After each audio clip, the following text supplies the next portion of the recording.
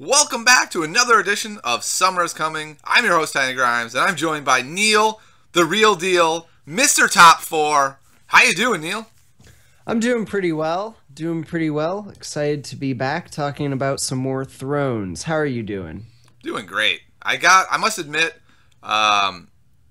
with so much time with the core set, I was getting a little bit tired of the core set. Like, it's still fun. It's a really well-designed core set.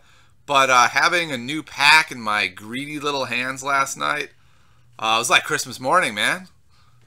Yeah, it's a lot of fun, and it's very exciting that we're starting to get new cards for Thrones, and they're even announcing exciting new cards like the Wolves of the North expansion. What do you think of them doing single faction deluxe boxes?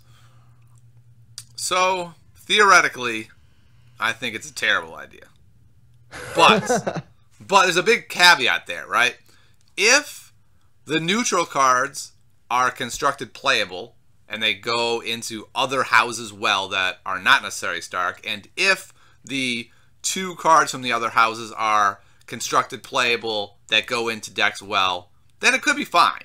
If they are not, though, if they're just sort of filler cards and then Stark gets like this pile of awesome cards, I don't love it. I'm actually okay with it moving forward, right? Like couple cycles down the way, it won't be as shocking. Like when we look at our card pool, it's going to be like tiny pile Baratheon, tiny pile Targ, giant pile of Stark. And it's like, what? Why is this? Having said all that, if one house was going to get a box to start with, Stark's a good choice. People love Stark. Stark is in a rough spot right now. They really could use not just a couple of cards, but a whole pile of sort of mid-level cards to flesh out that list. What do you think of this? I think that theoretically, long term, it's a really great idea. I think that they probably made this decision looking at long term. You want each faction to have a box, so then someone new coming into the game can be like, yeah, I really want to start with this faction. And they get a whole bunch of cards with their core set to go with that faction. And it allows each one to really explore more themes rather than just getting a half a box of cards. I think that short term, for the first one or two, it'll be a little rough. And it'll depend, like you said, on the non-Stark cards in the box, but I think also the non-loyal Stark cards in the box. That's a good point. Because even if it's a world where it's a lot of people running Banner of the Wolf, that's still more interesting than if they're all amazing loyal cards that everyone's just running Stark faction. Yeah. And maybe there will even be new agendas in the box. That would be very cool to provide maybe agendas that all of the factions can use, but Stark may be a little better to flesh out some other interesting ideas. And agendas are the big cards that can really provide a lot of diversity from just a single card. And they could also just balance that box by having it be all direwolves. Hey, we gave you a bunch of direwolves. Here's the rest of them. You get to make your direwolf deck. But I hate direwolves. Well, then you got Caitlyn and Blackfish. Enjoy. Yeah, they might do that. Who knows? I'm excited to see more, and hopefully all of the shipping will be on track, and we'll see it soon. Seems like a big hope at this point, Neil. It feels like anything bad that can happen to FFG does. It's like, oh, there's international pirates, and they just happen to capture an FFG ship for no reason. Like, oh, that's great. Well, the reason is that even international pirates really love their card games. Exactly. Like, you know what? There's been too many shipping delays. I've had enough of this. I want my cards now. Here on our pirate ship, we play Game of Thrones, the only game that matters. Yeah, you really do win or die there. You really do. All right, so Neil, I've been having this. It's kind of a disease, okay? Oh, I keep okay? Looking. I'm all right. Yeah. Okay. I mean, my win-loss record has been suffering from it, but otherwise I'm okay.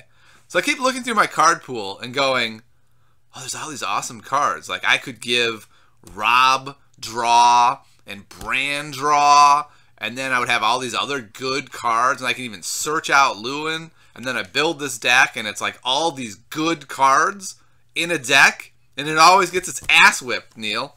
So I'm having this problem. Apparently, the style from 1.0 of just taking good cards and putting them in a deck doesn't work in 2.0. So slap me silly, Neil, so I stop trying to do this. Have you tried to do this at all? Yeah, I've definitely tried to do that. For me, the biggest example of that recently has been with having the new pack. I've been trying to make Tyrell fealty work because I think that Tyrell has all of these really awesome big characters that do awesome stuff. They have great locations. They have all of these really cool, good cards. Yep. And I just can't win with the deck. Yeah. I just never. I can't win with it at all. And it can be very frustrating. So Yeah. I think a big part of it is that it is such a small card pool and there aren't enough truly good cards to make a good stuff deck. Yeah, I think you're right. I think what I've been finding both in watching other people's decks and my own decks that have been successful are it has a clear plan, it executes it well, it executes it consistently and efficiently. Those are the best decks. It's not simply good cards, which always saddens me because I'm not like, oh, this is going to be so fun. And then I know going in, like I always say, you're going to crush this deck. And they're like, really? I'm like, yeah, you will. And then it always loses. But I've definitely been having more success with consistent, good, planned decks. And a good example for me is Lannister. When I build a Lannister deck, I just put a bunch of awesome Lannister cards in there, right? And then I go and I get a board of awesome Lannister cards, and they do some stuff, and then it always loses.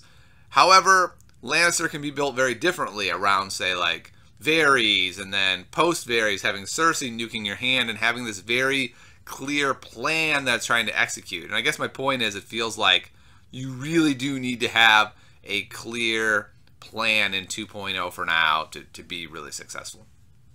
Yeah, I think that that's certainly true. If you look at some of the top decks from the Worlds tournament, you see things like, I mean, clearly the winning deck had a very distinct plan of using Varys and a low cost curve to really overpower the board. Greyjoy, of course, has a plan of kill everything and get unopposed.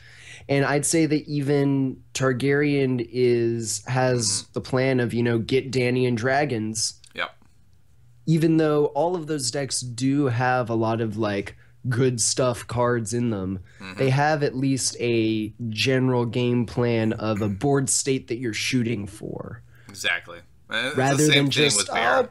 I'll draw cards and play stuff. Right. Yeah, I mean, and it's another remnant of 1.0. Card draw is just amazing. Like in 1.0, if you had a bunch of good characters and a bunch of card draw, you didn't need as clear of a plan. You just play good stuff, draw more good stuff, and then, control the board in their hand and win.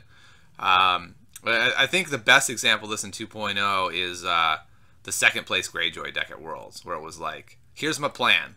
It executes a hell of a lot of time and just wins without me really doing anything. But then, if it doesn't, then I just lose.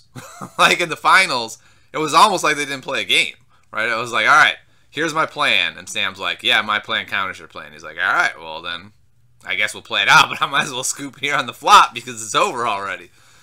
So it's a little bit different of a mentality that I'm trying to get used to that decks can have. I mean, this was the case in 1.0 as well sometimes too, right? Like you could build an aggro deck, and then if it power rushed and won, then it won, and if it didn't, then it probably didn't win. But it just felt like there was a little more flexibility there, and maybe that's just me looking back on the past with rose-colored glasses. I don't know. Yeah, I'm sure that's part of it. The ever-present, bigger card pool is always a part of it, and so I think that we're also still kind of learning the game, everyone, to a certain extent.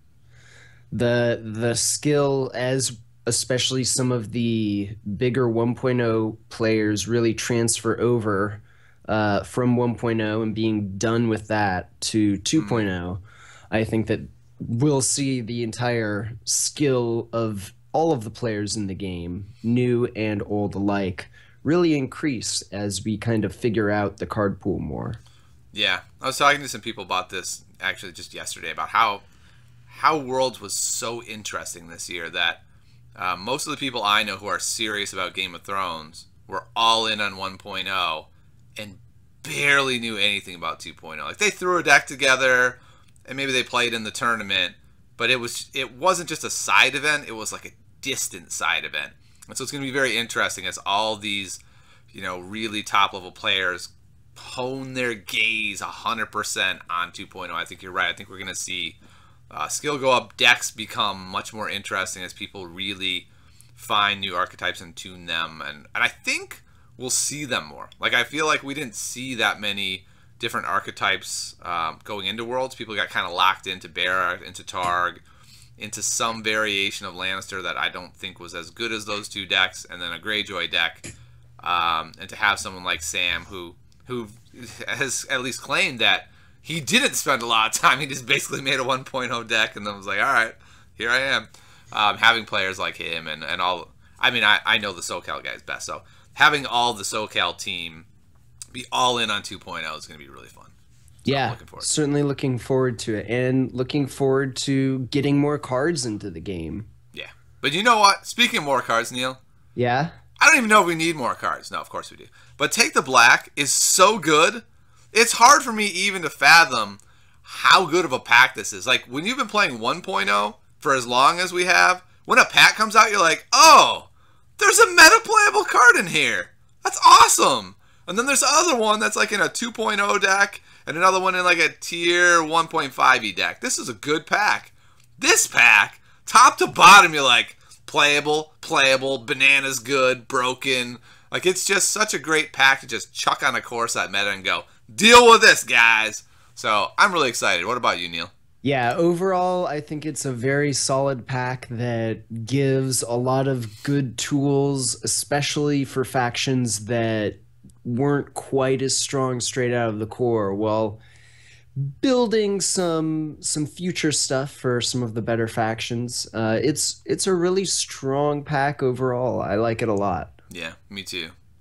All right, let's take a look at the cards then. And the way Neil and I are going to rate these is we're not going to throw out a number. We're just going to talk about them, tell you whether we think they're constructed playable now and what their future looks like. So Will has already been spoiled. There's nothing really exciting about him except for the fact that he's pretty damn good, Neil. I like Will a lot. I think that he really plays to the strengths of Night's Watch with more repeatable draw, which Night's Watch is already really great at, and just another character that can't be stealthed past. I think he's phenomenal. I play him in all my Night's Watch decks.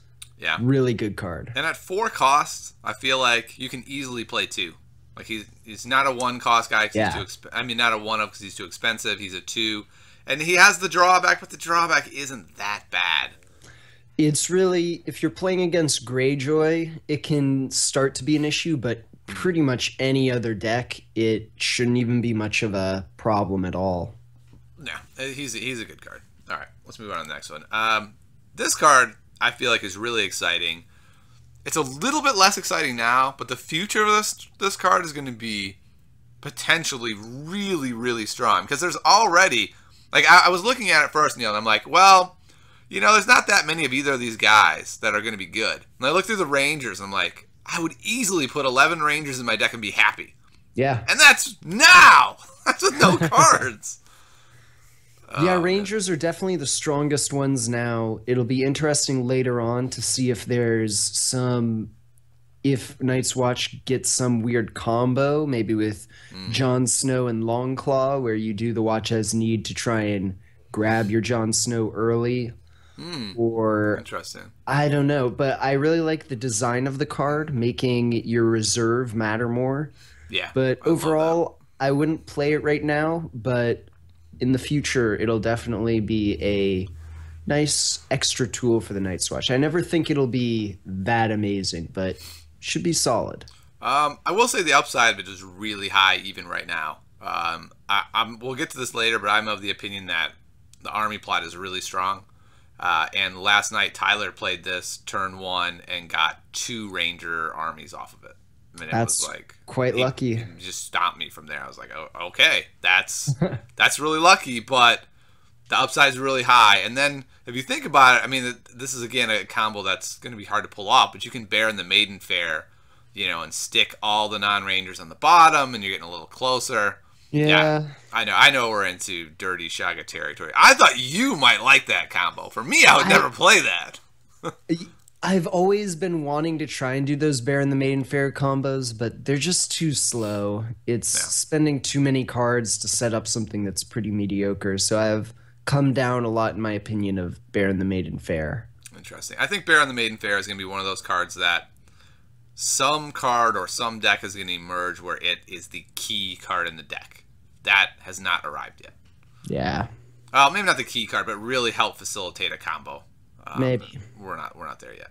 All right, so yeah, watch as need. I have a deck that I'm gonna be playing it as a 2 of in, but the future could be, it could be too good. Like this could kind of limit space for FFG. Like, well, how many Rangers can we really print? If we have a deck of 30 Rangers, this is so much card advantage that it could be overwhelming.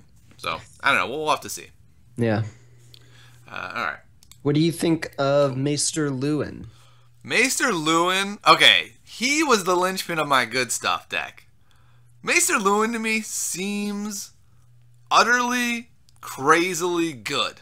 Here's my theory. So, he is wildfire protection, because now if you have Bran out, you have 4 cards post wildfire to your opponent's 3. That's great.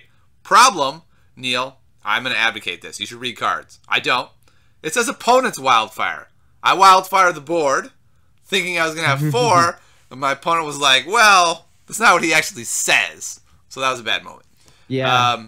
But then also, most Stark decks are running 3 Robs, right? So you're probably going to hit Rob. He's a linchpin. Being able to then search out Lewin once Rob is on the table to give your best card insight is crazy. Rob drawing? That's exactly what Stark needs, right? Stark has no draw. Yeah, so Stark needs some draw. He just seems like he fixes a lot of Stark's problems. The problem is Stark may have too many problems for him to fix. And the problem is, while they have good stuff, do they have a good plan? And that's what I haven't been able to isolate yet. What is that efficient, consistent, solid plan for Stark? And once they find it, Lewin is going to be great. Yeah, I've had mixed success with Lewin. He's certainly not bad. He's definitely playable, but he's not as good as I had hoped. I think that if and when we get more copies, probably once we get the Stark box, Yeah. And we get a new version of Jon Snow, we get Rickon, and then we can actually use all of the text on Lewin. I think he'll really start to shine. At this point, I'd probably throw him in as a 1 of, but not sweat it too much. So what you're thinking is the key to Lewin's success is giving Rickon pillage. Is that what I just heard? Yep. Okay. All right. I just want to be very clear. That's going to be game breaking. I actually would put Lewin as the most disappointing card in the pack thus far, simply because I thought he was going to be bonkers. Because you can search him with the Maester plot that we'll get to, and you'll be able to have him turning on Rob. It just, card draw has me bubbling, but it just hasn't quite worked out yet. But like you said, the future is very, very bright for Lewin. Lady is another reason why I built this Stark deck and was so excited about it, because you can do some really cool stuff with Lady. I mean, Lady makes challenge math nearly impossible for your opponent because you have options always at your disposal. So I really like Lady at 1 cost. It shouldn't die, because if it's about to die, you just move it. So it's really good card, I think. I've put it in my Stark decks. I've played against Stark decks. I haven't actually seen it in play yet, but it seems like a really strong card, and I'll definitely keep putting it in Stark decks for now. Yeah, I have it as a 2 see of. the upside. I got it. I used it. It was great. Lewin had it. Then he moved it over to a Tumblestone Knight. And then the Tumblestone Knight moved it back over to Sansa. It was great. Did all kinds of cool stuff. I like to imagine that the dog is just playing fetch with all of these different people, and then they get tired of like throwing the stick or whatever, and then the wolf goes to the next person. Then he goes, oh, okay, gotcha. I thought you were saying like they had a tennis ball and they're throwing it back and forth. That works too, yeah. And then eventually they're like, listen, we have stuff to do. And he's like, fine, I'm going to go hide in the discard pile then. So there you go. All right. So I think playable for now. In the future, maybe less so, right? As we get more and more good cards, I could see this falling out. But I think right now it's really solid. Yeah, I don't think it'll ever be bad. It just might be upstaged by other cards. Yeah, exactly. Like Frozen Solid, maybe. All right. Yeah, Arbor Knight. This is a card I feel like is all future. really good. I think. Real? Do you think it's good now? Yeah, I think it's really good now. Interesting. Okay. And why do you think that? Because to me, I look at this card and I think not enough House Red Wine.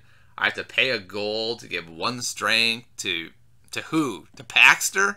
No, to itself. To itself? I mean, Yeah, it's so expensive then. it's fine. Trust me. I've It's I've been playing like I said, I've been playing Tyrell Fealty, and this guy is pretty great in that deck. Just the two icons, even at one strength, provides a good threat or blocker across a lot of different challenges, and then threatens if you have that gold. And a lot of times you will. sure. I know one Uh, left. you can be sitting on even like two gold, and then is that an event? Is that going to pump him? It again messes with the challenge math, which is even more than you can usually ask for a two-cost weenie. Yeah. I think that he's just really fantastic. I guess from that perspective of him being a two-cost weenie, which Tyrell really needed, people were playing left and right just Yeah. because they were better than nothing. Mhm. From that perspective, I can definitely see what you're saying. From a larger perspective of, is he like a dominant card? I would say definitely not. But as a two-cost weenie, he seems reasonable. I think that in the future, though, he could be really good, as you can have more red wine characters on the board, really making challenge math difficult. Sure. You know, maybe Yeah. a guy with insight that you can then, threaten to get a card draw and all kind. And as more events come into the game that are more devastating, it becomes even harder. Like, is he saving for an event? Is it just a red wine? What do I do here? So, I like the future. The present, I'm gonna have to go then. I could definitely see it being in a Tyrell Fealty deck for sure because there's not enough cards to go in that. But I think even if you start bannering it with another house, a lot of houses I feel like have better two drops. But maybe I'm wrong. Yeah, I'd consider throwing it in a banner deck depending on what I'm trying to do. Sure. All right. Now, the next Tyrell card. This is a good one. The Pleasure Barge. Yeah, it's an interesting one. This for card is sure. bananas good. You're crazy. You think it's only interesting? Yeah. Three cards, Neil. 3 cards. This is counting coppers. Only without Yeah. the crappy plot behind it. But it also has the crappy income of counting coppers. It's a tough one for me. When I played it, it's been nice to get those cards, but it's also been tough to not get the economy. I mean, usually if I play a game and I get at least, one gold road, one sort of income location, it's like, okay, I can, generally afford most things. Right. And this taking that out, just it's a tough one for me. If you really plan for it, and I'm sure one day there will be some really interesting rush decks where you just need tons of cards, and so you're just playing tons of pleasure barges, and maybe all of your plots are super high income. But thus far, I think it's a good one of. All right. So I'm going to have to disagree with everything you've said. So that's good. I think the card is really great later in the game. Right? So you want to play this when you would want to play Counting Coppers. Say like around turn 4 when if things have gone not as well, your hand is getting lower, you drop this, you draw up. At that point, hopefully you have income. So now you're definitely right because there's so few income locations. It can be dicier. Like you can have those games where you're on turn 4 and you're like, well, I haven't seen any income, so the Pleasure Barge is going to totally wreck me.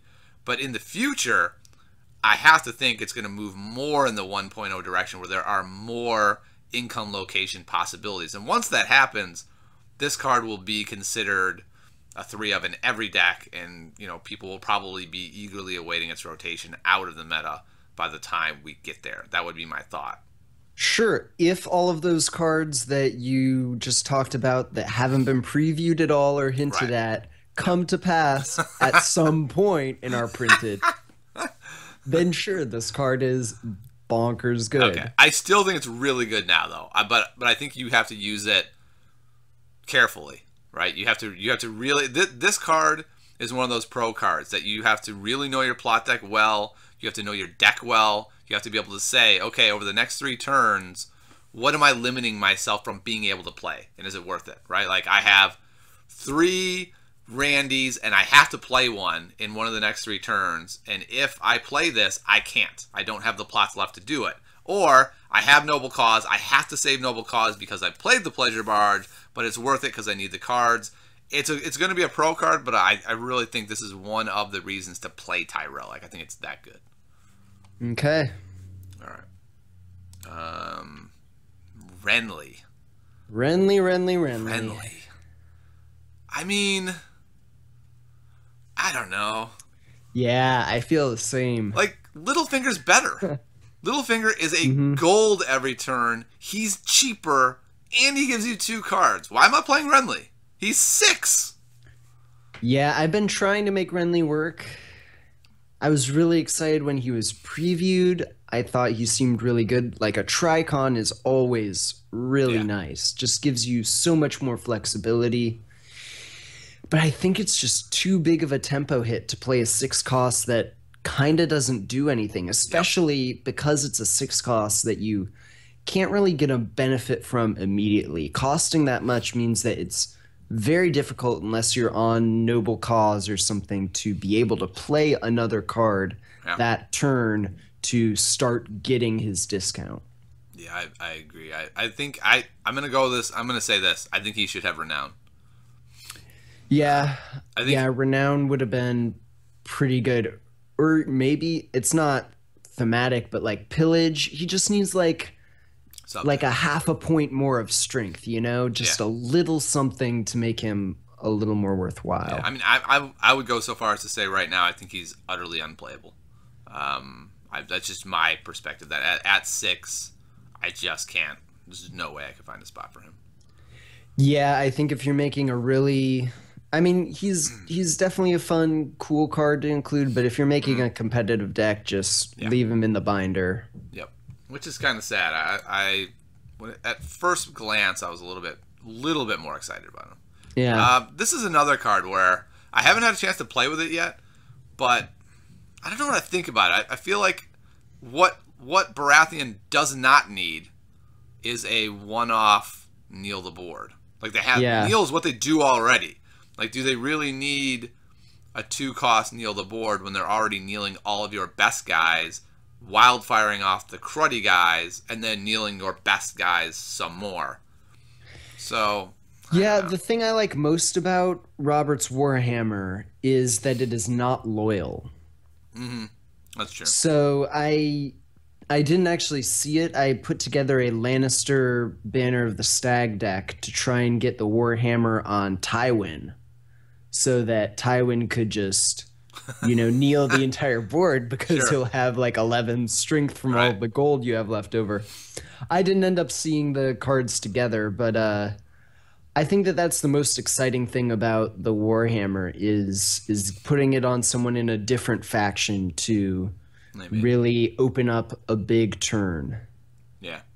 It just seems to me to be like it's really flashy, right? It has such a cool flashy effect. Yeah. But then when you think about it in play, like maybe at 1 it's more worth it. You could flop it a little bit easier, you could play it a little bit easier. It just feels like 2 is a little bit too much. Maybe if it gave 2 strength instead of 1, like there's a lot of ways you could change it slightly where I'd be a little more interested in. I don't know. Even in the future, I look at this card and I say, I don't know. I'm not sure I see. I think it fits in a deck with a plan, right? I don't think this is a just chuck it in and I kneel your board out one time. Like it has to be a plan. Like I want to win turn 3 with this plan. This gets me there. I think that kind of deck it'll be very good in. Yeah, I think it'll be very good for decks that can get more challenges than usual or can really pump one character and has a plan around that. So I like it. I see potential. It's a little combo-y. It's probably not the best card, but I think that there will be some cool stories from it. There will definitely be heartbreak And cool stories. All right. So, is the best card in the pack the Hound? Like, he's right up there if he's not the best. I haven't seen him in play enough yet to really be able to tell, but I think he's one of the two scariest cards in the pack for me. Yeah, When I see the Hound or think of the possibility of my opponent having the Hound, I quake in my boots a little bit. yeah, he's so good because he does so many things. Against a stealth deck, you just hold him back. Yeah. You can't stealth him then. He still wins the challenge out of nowhere. He doesn't just block it. He wins it out of nowhere, and you're like, son of a... I had all these plans. I can't even win the damn challenge. Offensively, he gets support of the people all on his own. It can be out of the blue as an ambush. You just stick him down. His negative effect is amazing. He's wildfire proof usually. You attack with him, bounce him, wildfire. Oh, because at least the way I've built a lot of Lannister decks, they have so many awesome cards that you end up having this hard situation where you're like, can I really play another awesome card to the board? It's going to get wildfire. And he completely gets around that. It's just such an amazing effect. And then if you actually need it, you treachery your own guy. Oh, he's still on the board. Or you dupe him. Or you just do the discard. Oh, you know what? I forgot you could even do that. There are just so many things you can do with this card. And then the crazy thing, of course, is you can, like, play him, leave 2 gold back, attack with him, do an intrigue with Tyrion. He bounces, you have 4. Boom, he's back for another challenge. He triggered support of the people. I mean, it's just, the things you can do with this guy are totally obscene. Yeah, he's pretty crazy, and it makes it even more key, I think, that you be able to handle Tyrion ASAP if you're playing against Lannister. Oh yeah. Because without that gold generation, it's a little less reasonable to expect them to be playing him like once or twice every turn. Yep. I agree. I would say, remember when we thought Jorah Mormont was kind of broken? That was He's cute. very strong. It was cute when we thought he was really strong. Because the Hound laughs in his face. All right.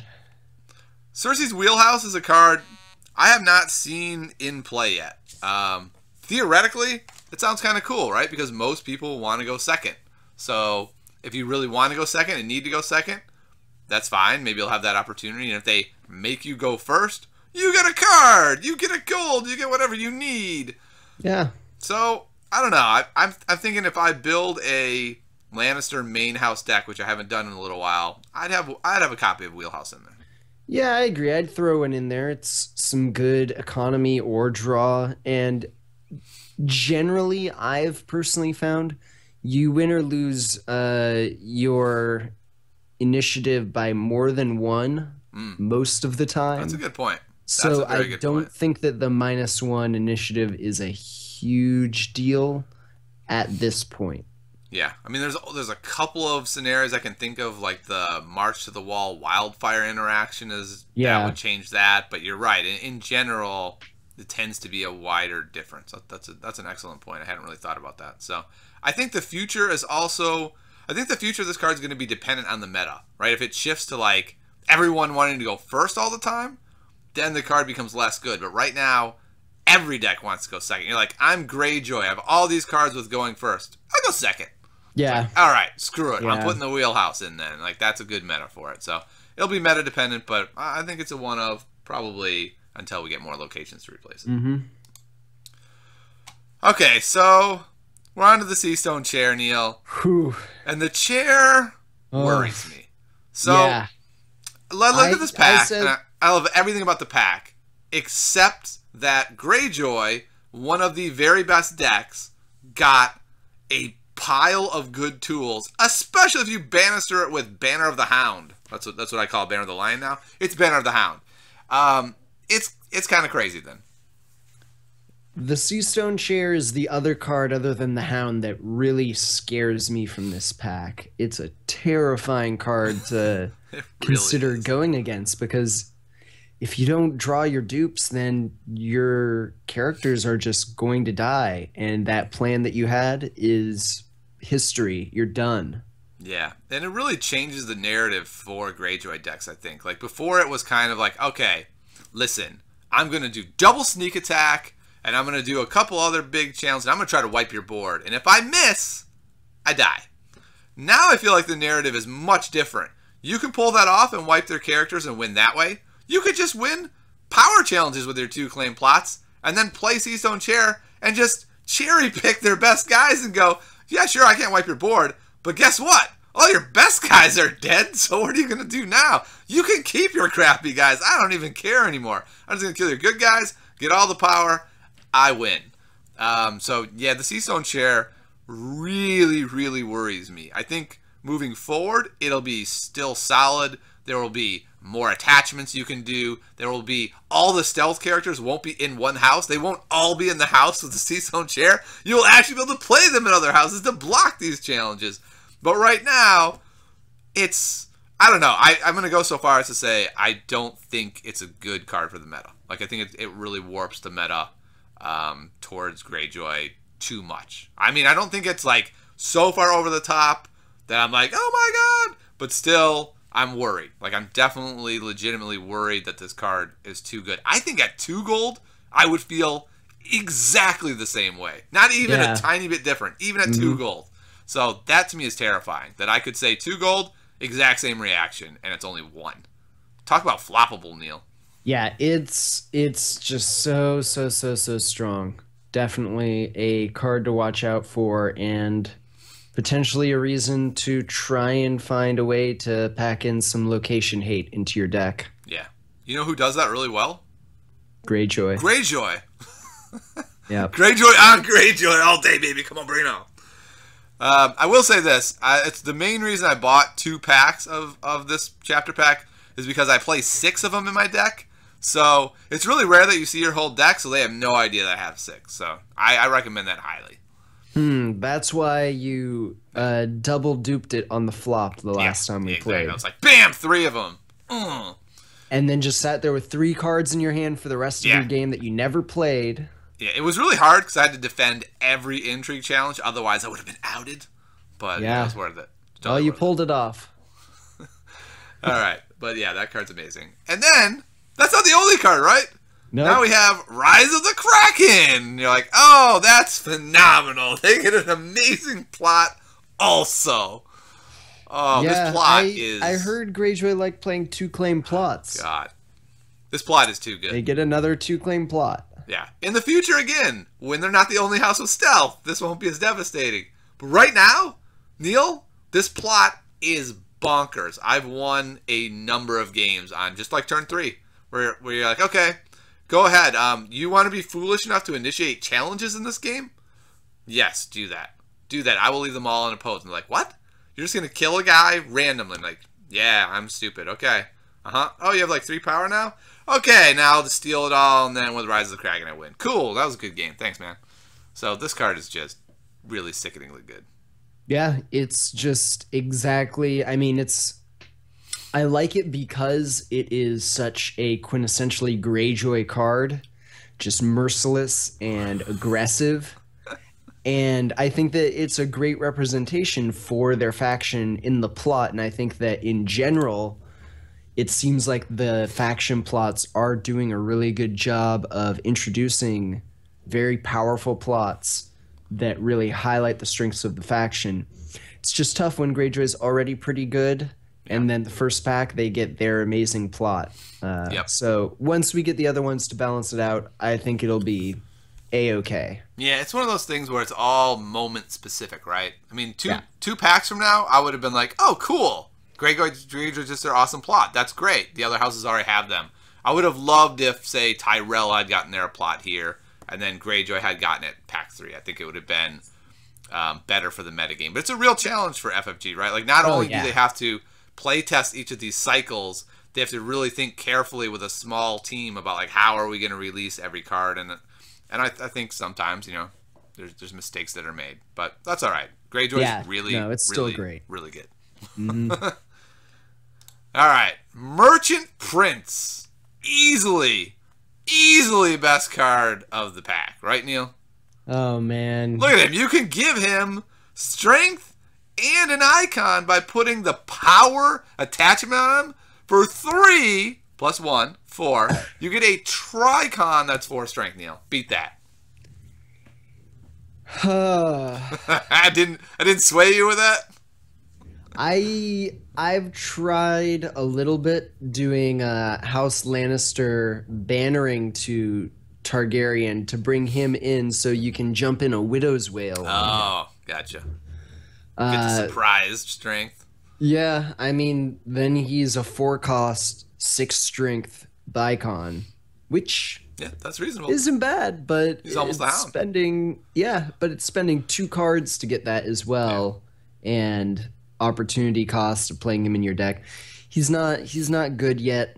Yeah. Maybe both of the Targaryen cards make me think like maybe attachments will become the real deal enough in this version of Game of Thrones that he'll find a place if down the road we get enough good neutral attachments to just throw on different things. But he's pretty terrible right now. Yeah, I don't see him ever being good. I mean, if he was 2 cost or something, maybe, or if he did something, maybe, but just like, hey, I got this dude, I got to load a whole bunch of stuff on him, and then if he dies, I have to replay all this stuff, or if it's terminal, it goes away. No, I don't see him ever being good.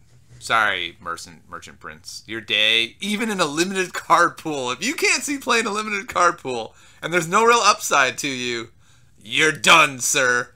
Yeah. I've forgotten that you ever existed. Bye. I only have so much brain space. Alright. I mean, I don't know what to do with this card, Neil. I don't even know how to pronounce it, Neil, so you tell me what it's even called. Vase Dothrak is, I think, going to be a really cool card one day. I think that there might be a world where there's enough different attachments that you want to play in your deck that you don't have to run Confiscation. You don't even really have to run Viserys. You can just run Vase Dothrak. See, this is the whole problem. There's already an awesome card in Viserys that gets rid of attachments. It's true, but I don't know, the timing of it's such a cool card. I guess I want it to be useful, and I think it could be. I think it could be in a very distant future, because there needs to be a lot of attachments. It just boggles my mind why it's in the set at all, let alone in the first pack. It's basically like, here's a card, binder it for 2 years, and it might come out. You're like, well, you know what? You know what would have been really cool, FFG? Is giving me a card I could have played with this tiny card pool, even if it's not amazing. Just something I could literally play. That'd be great. So, I don't know. I really question releasing a card like this in the first pack. It just seems really pointless. I mean, it's kind of neat with the idea that FFG does like to do of planting the seed in your brain. Like, look, Neil, keep in mind, years from now, this card might be good. But with this small of a card pool, it just feels ridiculous to me. But yeah. I mean, now I feel challenged, so I'm going to have to build a deck with it. Of course you are. You're Neil. Why would you have it any other way? But I think in general, you're right. Targaryen was probably seen as going to be really strong out of the core set, and it is. Yeah. So they didn't get very good cards. What I think is really interesting, though, is they already only have 1 location. Now they have 3 locations, and 2 of them are unplayable. It's just so weird. So weird on so many levels. But okay, FFG, you got me. You won. All right. The Bastard Daughter. I mean, it feels like it should be the Bastard's Daughter, but I guess she could be a Bastard Daughter. That's fine. But she's I don't know, Neil. Like, I looked at her at first and was like, this card is pretty terrible. It's only going to work in like a dedicated hand removal deck. But you know what it works really well in? A dedicated hand removal deck that has also varies. So like, I board wipe, she dies, you lose one of your cards. I've already been stripping your hand because I have varies on the board, so I won an intrigue there. That was another intrigue, basically. I mean, it's one more way to whittle that hand down. Yeah. I've seen a lot of people who really like her. I haven't even bothered playing her yet. I just don't think that she's that good, and I think that there are other stronger two-cost options usually when I'm playing Martell, Yeah. because I'll usually ban her to something that has Yep. that sort of option. So I'm not a big fan. I agree. I mean, I think it comes back to what we were talking at the beginning. If your plan is dedicated hand removal, she fits that plan. If it's not, I think there's better 2-drops. Sure. Speaking of plans, Yeah. Speaking of plans, I thought, okay, I don't read cards. We all know this. I assumed this was a Lannister card. That was my assumption. I was like, what? this is really good, actually, because Lannister gets all that gold and then it just disappears, and this will be a way to really leverage Lannister's advantage. And I'm like, oh, it's Martell? Well, that changes everything. Yeah. So, I don't know. I don't even know what to make of the card. Have you tried it yet? I played it in one game, but I had forgotten it was in my plot deck, so I didn't plan for it the way that I meant to, where I was gonna set up the wildfire the next turn. Sure. I just kind of was playing the board and then looked at my plot deck and was like, I guess I'll play it now. Yeah. It's the funny thing of when you get a new pack and you like throw all these decks together and you look like an idiot for 2 weeks as you're like, oh yeah, that's right, I was planning around that card. I forgot it was even in the deck. Yeah, so it sounds ridiculous, but I actually know exactly what you're talking about, Neil. When new packs come out, I do that all the time. Just chuck in all the new cards, try them out, and then totally forget how they work. Yeah, I think it's a solid card. I think that if we get Valor, it'll be way better. Oh yeah, because be really you'll cool, be able to do that and then do the full board wipe and really repopulate. I think it's solid. I'm kind of disappointed in it as the Martell plot, just because it's not as flashy as a lot of the other ones. It would have been nice to see some version of like To the Spears or something from first edition. Yeah, I agree. To the Spears said when you are, what was it? When you're first player, your challenge is you don't kneel. It was something that let you attack without kneeling, and so that was a key plot for Martell in first edition to really do the sort of delayed rush and have this turn where you just have a big win. So, but we'll see what FFG's long plan is for the long plan. Yeah, I mean the long plan definitely has merit. It's a pro card. The problem is, are there enough cards in the pool to make this pro card good? I really like pro cards theoretically. I think cards like this really help top level players distinguish themselves from mid level players. And I like that in games. I like having both decks where newer players can pilot them very easily, and I like having these more complex mechanics. Like, okay, how am I going to plan for this card? How's the best way to do this? I can play Varys now because next turn I'm going to play long plan, and then in that dominance I will get rid of Varys, but I'll be saving the gold, and I'll have like 8 post Varys 3 plots from now. Like, I love cards like that. I'm just not sure the long plan has enough backup right now, but I think at some point it's going to be a really cool card. Yeah. But I definitely agree with what you're saying. Like, Greyjoy got, hey, I'm going to punch you in the mouth. And Martell got like, maybe we can figure out a good way to use me. So it's a little bit different approach. Yeah. All right. Support of the people, Neil. This card is just crazy good. Like, this card is, I think, my most disappointing card of the pack. All right. I've been trying to get it to work, and it just hasn't done much for me. Is it because you haven't drawn it, or is it because you haven't been winning by 5? Just because I'll have to overcommit way too much to win by 5 in order to be able to trigger it. And so I'll have already gotten the locations that I want to search when I have it. And so most of the time it just sits in my hand and doesn't do anything, or I haven't been able to save the 1 gold for it.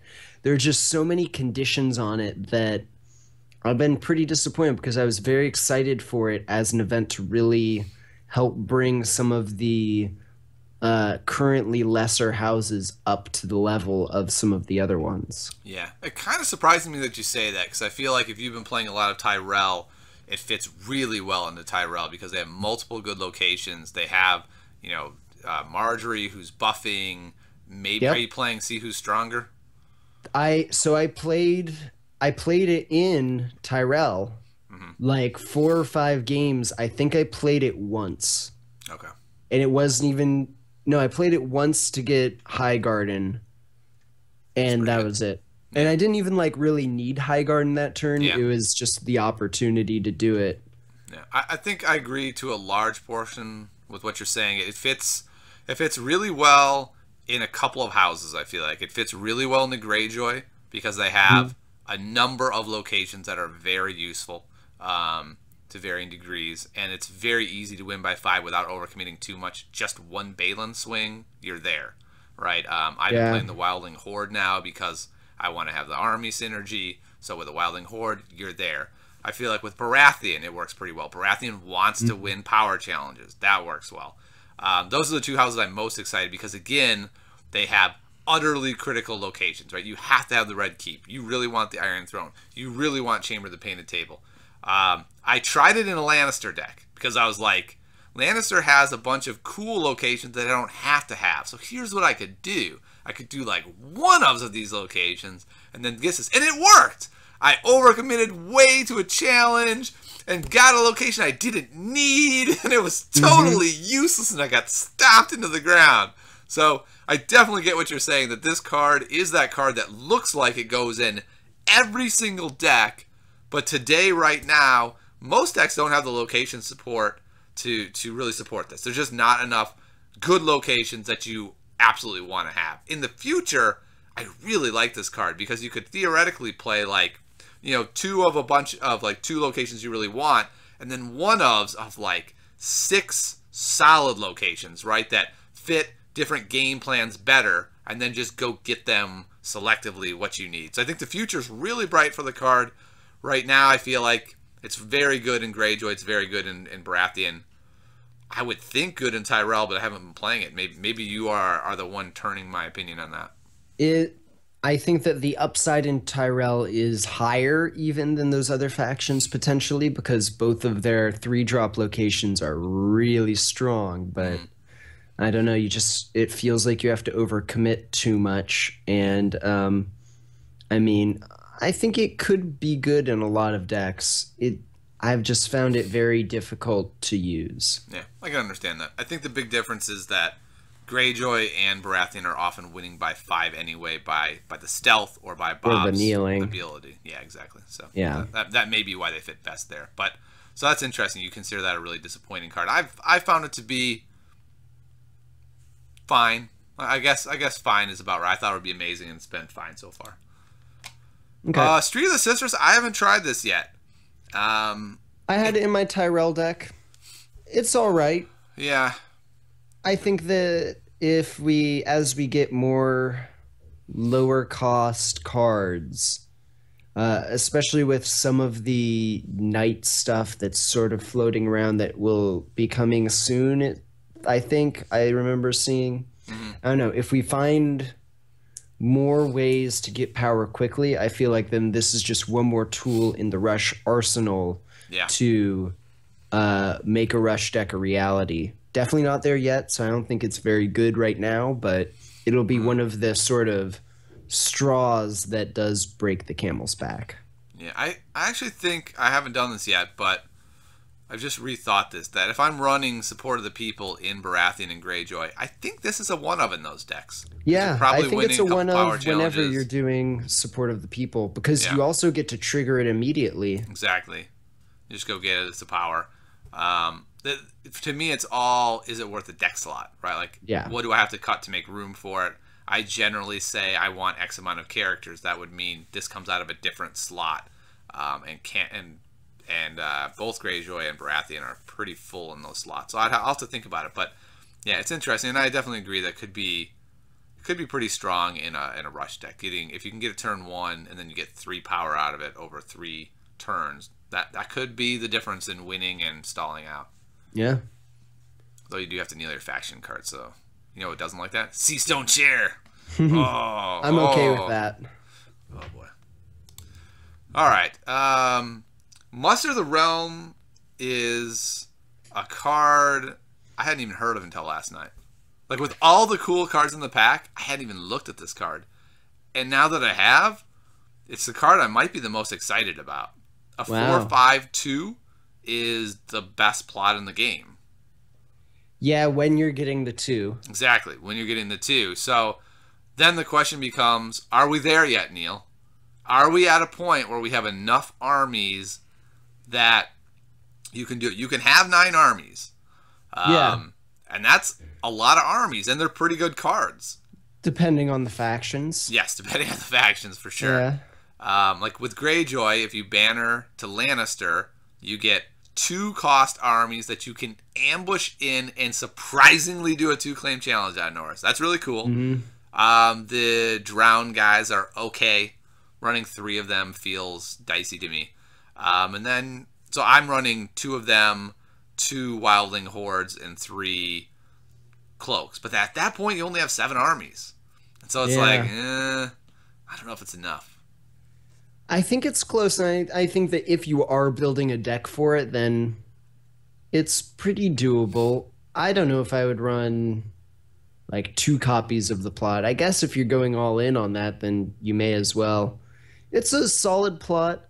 I like it all right. I've been playing it in like my Night's Watch and a few decks that I'm running like 5 armies in, where sometimes it'll be 2-claim and that's great. Otherwise, it's just a average stat line. Yeah. So to me, the question is, do you run 2? Like I think 1 is really good right now if you're running the armies. I'm not sure there's enough army support for 2, because then you just have a 4/5/1 that's blank, and that's pretty bad. So I like 1 right now. I keep seeing everywhere that it says that you can have 3 of these, but I don't see on the card where it says you can have 3. Is that just somebody spreading lies or something? I think you might be looking at Thrones DB. Yeah. Which I'm pretty sure they probably just the other cards in a deck are limit to 3, like a normal card. So I think that the program probably just automatically fills it. I was like, what? 3? Oh my goodness, it's going to be totally broken in the future. So, yes, at 2, the future is so bright for this plot. I mean, this is the army deck is already a go as soon as there are more armies in the game. Yeah, it's a solid plot. Yeah, so I'm pretty excited about it. And then the card I was most excited about in the whole set, Here to Serve. Guess what? Man. Maester Search is back, Neil! I love this plot. This is maybe my favorite card from the pack. I think that it really helps some factions that needed a little bit of help, and is just such a nice plot, having a search and put someone into play, and it's a great plot. I like it a lot. So this went right into my good stuff deck. I was like, all right, Lannister gets insight whenever it wants, right? You go get Pycelle whenever you want them. You have draw. Now you pair it with Greyjoy. You have a stealthing power icon whenever you want. It's the dream. And those kind of situations are so cool. And probably the best house is Night's Watch. Going to get Claim Soak, repeatable Claim Soak, plus a 3/3/1 plot. Yeah. That's crazy. Oh, yeah. It goes in every Night's Watch deck. It's so good. It's great with Martell also pulling their Maester to strip icons. Yep. I think that actually the best faction with it is Baratheon. Because you can run this instead of Confiscation. Yeah, you definitely would do that. Yeah, you just get to pull your Maester out, get rid of the Milk, and you're golden.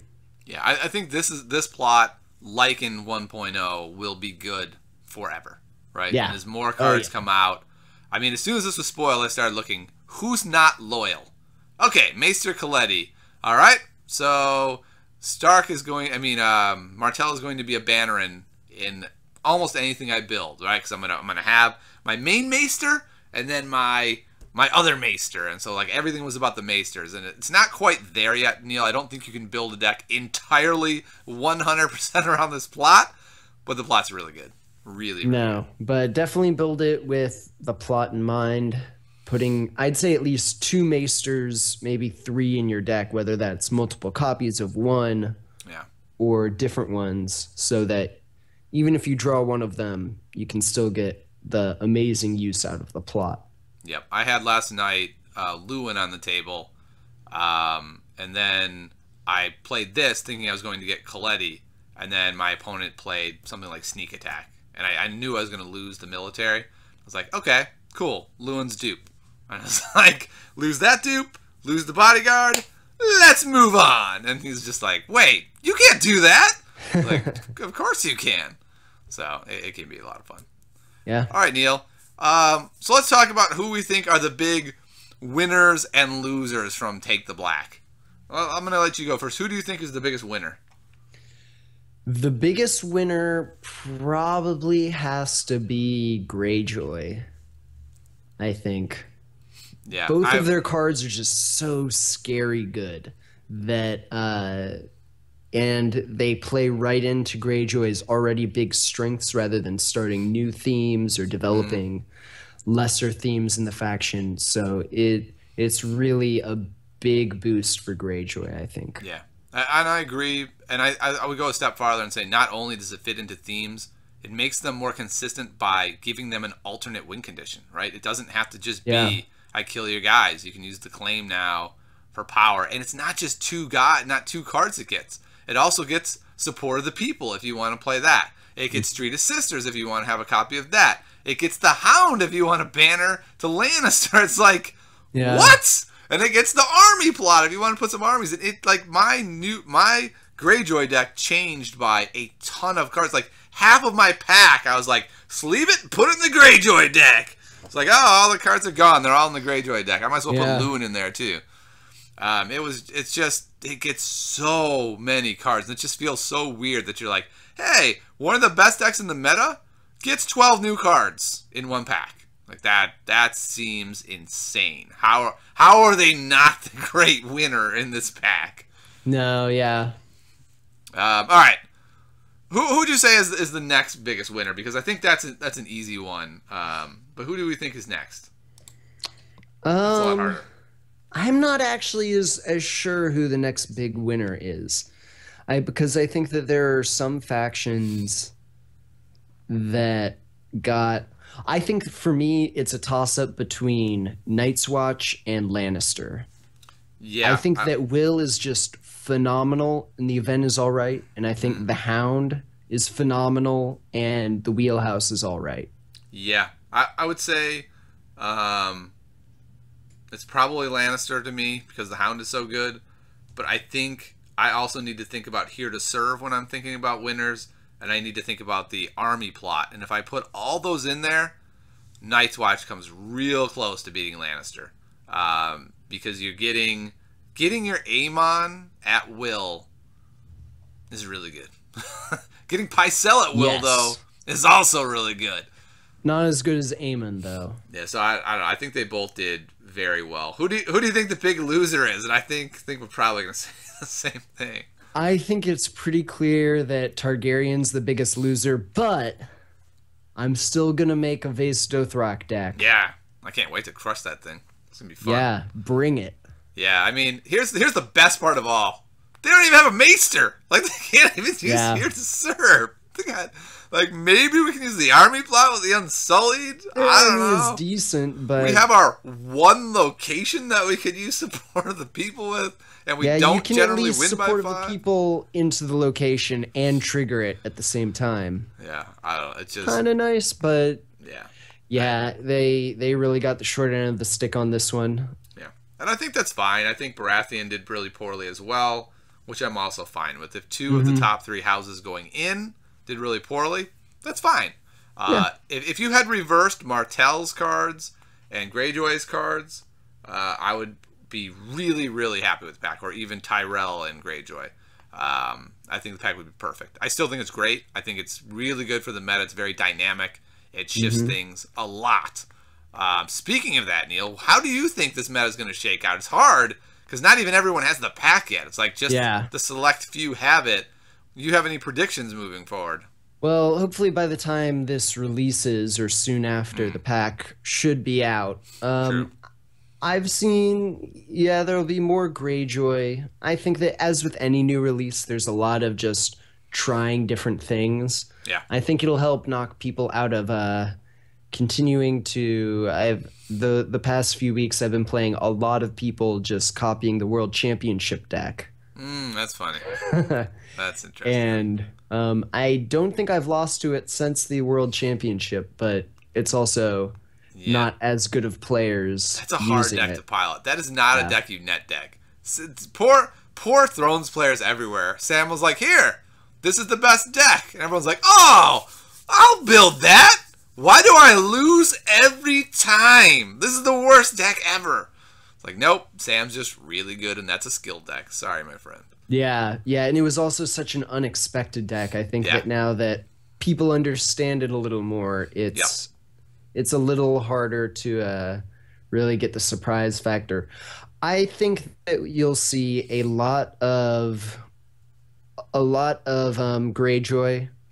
I think you'll see a lot more banner of Lannister because people want to play the Hound. Yeah. And I've I've personally been seeing a lot more Night's Watch. I'm not Mhm. sure if that has to do with the new pack or just people wanting to try them, but Um, that's what I've seen. yeah, I mean, I would agree with all of that. I think Greyjoy is going to become ridiculously popular because it works both as a new player deck, it got better, and as a good player deck, it got better. It got better on both sides, and so I think that's going to be tempting for people. I think Night's Watch got way better because there's one card we didn't talk about. I think Take the Black got way better.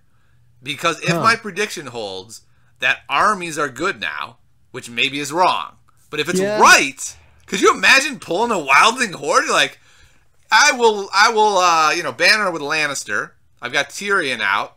I saved one, and I now have three, and the Wildling Horde's mine. Yeah, I played 2 games Such against an opponent the other day, and both games they were like sitting, saving 3 gold with their right. Night's Watch, Yeah. and then I just intrigue it out of their hand. Or you just times. look at them in the face and you're like, you just saved three, huh? Well, guess who's not playing a non-unique this turn? That guy's me. Yeah. Yeah. I do think, though... So I think when the armies become good, Take the Black becomes great. I'm not sure we're there yet. Yeah. I'm trying it. I'm not... It'll really depend on how successful it is. If it's great, then Take the Black's going to be awesome. If not, maybe not so much. Yeah, that'll definitely be a meta call for people to make. Yeah, but I definitely agree. I think the Hound is going to lean a lot of people towards running Lannister, usually as a banner, because it's just such an amazing be able to get Tyrion for 5, which isn't too much for Tyrion, and then the Hound for 3. Right there, 6 if you wanted to max that out. You only need to come up with 6 more cards from Lannister that are good. I think you can do that. Oh yeah, easy. Lannister's a great banner house. Yeah, so I think that there's definitely a lot to think about going forward, and I know that it's exciting and heady getting all of these new cards, but I can't wait for even more new cards. I can actually. I want Really? I want like 2 months with this meta just because it's so interesting. And that's the one downside with FFG's release schedule. There's times where you're like, this meta sucks, FFG. Fix it. And they're like, well, there's a delay. It's going to be like 4 months. And you're like, what? And then there's other times you're like, the meta's perfect. Don't do anything. And they're like, well, because a bunch came in, now it's a 3-week meta. And you're like, FFG. Yeah. So hopefully we'll get a little time with this meta. I think the real interesting prediction is, what do you think happens with Targ and Baratheon? Are we gonna see them less just simply because they didn't get any new cards and people want to try the new stuff? Are they not as strong? Are they just as strong as ever? And we're gonna see this come to bear. What are your thoughts there? I think in general they're just as strong as ever. Maybe Baratheon's a little weaker because Greyjoy's a little stronger and can kill off a little faster. I could see that being the case, but I think that in general Targ and Baratheon will just not be played as much for a little while because they didn't really get much new stuff, especially for in-faction. And I know I personally was burnt out from playing Targ and Baratheon prepping for Worlds, so I've been staying far away from them, just trying out new stuff. I haven't touched my Baratheon deck either. I actually think Greyjoy hurts Baratheon a lot. At least the build that I've been using, the sort of character light build, where you just kind of have just enough characters for claim soak, and then just keep putting out 1-2 chumps. It doesn't work. You have to have dupes. You have to have bodyguards. Otherwise, the Seastone chair actually kills Mel. It actually kills Bob. Yeah. And so I think the Seastone chair is a really huge problem for Baratheon, and I haven't figured out exactly what the plan is to stop it. It could just be as simple as kneel out all their stealth guys and you're fine. But that presumes you're going second every time and getting that opportunity. And I'm not sure you're going to be able to pull that off every time. So yeah, I don't think so either. I really think, actually, the rise of Greyjoy is not the death of Baratheon by any stretch, but I think it's going to change that Baratheon deck. I don't think it's going to run 29 characters and 1 bodyguard, at least my version. It's going to be like 3 bodyguards, 35 characters, actually play a real game of Game of Thrones where there's guys on the board. Yeah. Not just try to play this like rope-a-dope strategy where I just have just enough to hang on by that razor's edge. I don't think you can do that against Greyjoy. So yeah, and I think Targ is pretty much the exact same, except yeah. I'm going to be making base Dothraki work. Except you're going to be making a terrible version of your Worlds deck. You're like, I could play with the top 4 Worlds deck, but I'm going to make it better with the new cards. I like your strategy. Because you also have to include bad attachments as well. No, I'll include great attachments. What are these attachments again? Drogo's sword. Oh, that's... You know what? You got me, Neil. You got me. I hadn't thought about that. Well, Neil, I think it's time for our patented quiz. Oh, man. Yeah, I hear you. Let's see. Okay. Yeah, I'm trying to find a card. I don't feel like I can stump you with a new pack. You could definitely stump me with a new pack because that merchant guy, he is already dead to me as I said he would be. That was not a lie. He does not exist. Let's see. I don't know what to stump you with. I feel like we know all the core set cards by now. I mean, it'd be kind of sad if we don't. Yeah. All right, I got one. Maybe one of these. I have one also. I'm gonna find it. Okay, yeah. All right, I'll go first. Sure. What happened? All right, we're not going to show the card, I guess. All right, okay. The Queen's Assassin. Ooh, the Queen's Assassin. So that is a Lannister character. It is loyal. Yep. That's all correct. It has 2 strength, I think, and an intrigue icon. It's 2 cost, but it has ambush 4, I think. You're way off on all of this. Yeah, no, you're exactly right on everything. Okay. And its reaction when this enters play, if you have more cards in hand than an opponent, then your opponent must kill a character. Let's see. When it enters play using ambush, okay. Choose an opponent. If you have more cards in hand than that player, he or she must kill a character. Yep, that was pretty much exactly close. Correct. Good job. Have you played this much? I've only played 1 game, I think, ever with Lannisters, my main house, so I've never played this card. I don't consider it to be a good card. Like, the way Lannister generally plays is not to kill all their things, and so then they have plenty of terrible cards. So they can just be like, all right, I'll kill this Chud. You're like, yay, yay, that did nothing. I'll just play a different card. That makes sense. All right, Neil, lay it on me. My card that I'm asking you about is a plot. Uh-oh. There's so many plots I don't know. Yeah. It is supporting the faith. Supporting the faith. See, you got really unlucky here because Tyler and I think, if it's this plot, I think we were just talking about this. So, supporting the faith text is... Not Tyler, somebody else. After the marshalling phase ends, everyone puts all their gold back. Pretty much, yeah. Okay. It's technically after challenge phase begins, but I don't think that matters yet in 2.0. So it's 1 claim. I think the initiative... I don't know, so I'm going to say it's like a 4-6-1. No. It is a 6-2-1. It's a 6? It has 6 gold, 6 income. That's really interesting. So I was talking recently to a person who claims that this is the single best plot for Targ Fealty, because Targ Fealty can play all its events off of its house card, and then they cannot be canceled. So you have no fear with your Dracaris that turn. I think I disagree with him, but I think it's a very interesting thought process. Yeah, that's actually not a bad thought process at all. It's not true 100% of the time because of Tyrion, of course. Yep. But I'm thinking about this plot more and more as a way to try and counter some of the Lannister shenanigans of ambushing in guys when you have 1,000,000 gold. Yeah. The downside is also, what is the reserve value on it? I would have said 6. Now I will not. I'll say 5. It's 4. It's 4? Yeah. What?